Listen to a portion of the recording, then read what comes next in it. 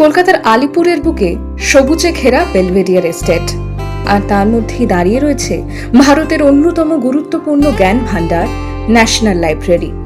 এটি শুধুমাত্র বই পড়ার একটি জায়গা নয়, প্রায় 2 শতাব্দীর ইতিহাস, শিক্ষা, গবেষণা ও সংস্কৃতির সাক্ষী এই প্রতিষ্ঠান।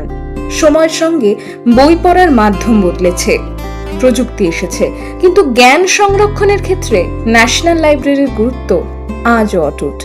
ন্যাশনাল লাইব্রেরির ইতিহাসের সূত্রপাত 21শে মার্চ 1836 সালে।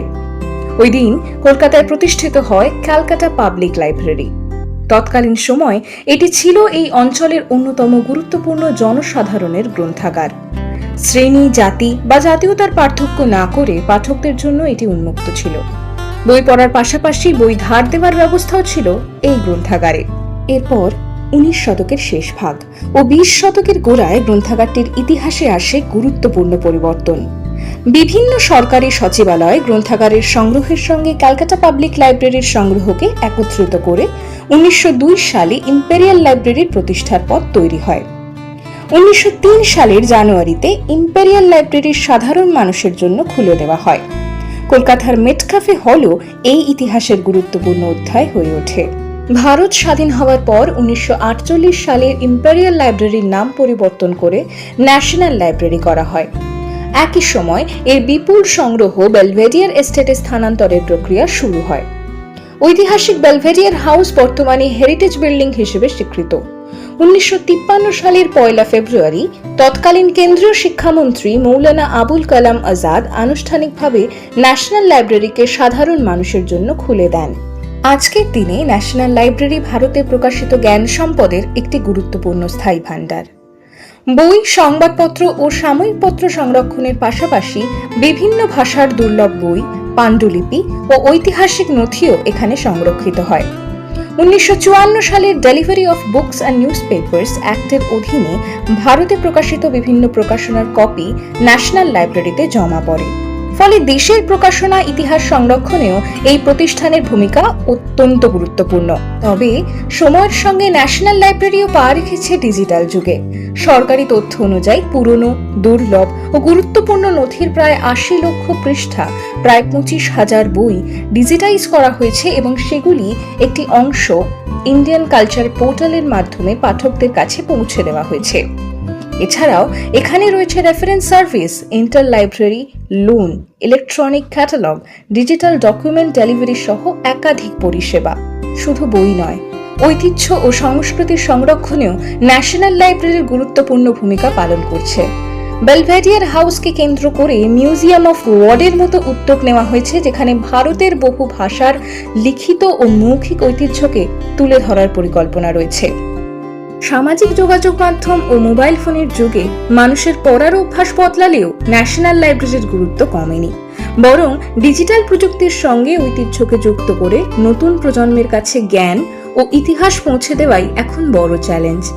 1836-এর ক্যালকাটা পাবলিক লাইব্রেরি থেকে আজকের ন্যাশনাল লাইব্রেরি, এই দীর্ঘ পথ চলা আসলে শুধু একটি গ্রন্থাগারের ইতিহাস নয়, এটি ভারতের জ্ঞান চর্চা, প্রকাশনা, শিক্ষা ও সাংস্কৃতিক ঐতিহ্যেরও এক দীর্ঘ ইতিহাস। কলকাতা থেকে ইশিকা বন্দ্যোপাধ্যায়ের রিপোর্ট, স্টিং নিউজ। নমস্কার, আমি স্টিং নিউজের প্রতিনিধি ইশিকা বন্দ্যোপাধ্যায়।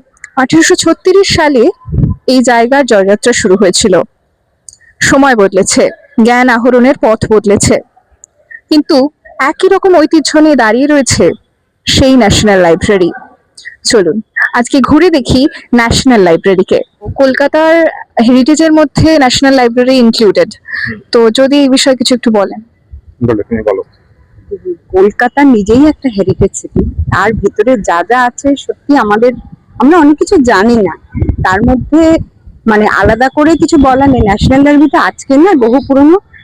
এই যে আজকে শব্দ মিউজিয়ামটা দেখলাম, এটা সত্যি দেখার মতো, মানে শেখার মতো, জানার মতো। থ্যাংক ইউ যে যারা এই উদ্যোগটা নিয়েছেন, তাদেরকে অজস্র ধন্যবাদ। আপনার নাম? দীপান্বিতা সাহা। অনলাইন প্ল্যাটফর্ম থেকে বই পাওয়া যাচ্ছে, অনলাইনে অনেক কিছু পড়াশোনা করা যাচ্ছে।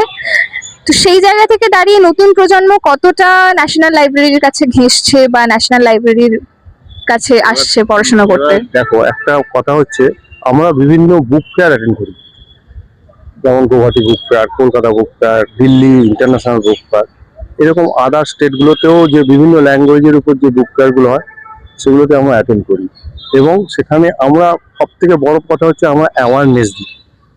অ্যাওয়ারনেস প্রোগ্রামটা আমাদের এখানে সব থেকে বড় জিনিস, কারণ লাইব্রেরি মুখো হওয়াটা দরকার আছে। যতই এআই এর যুগ এসে যাক বা ডিজিটাল প্ল্যাটফর্ম এসে যাক,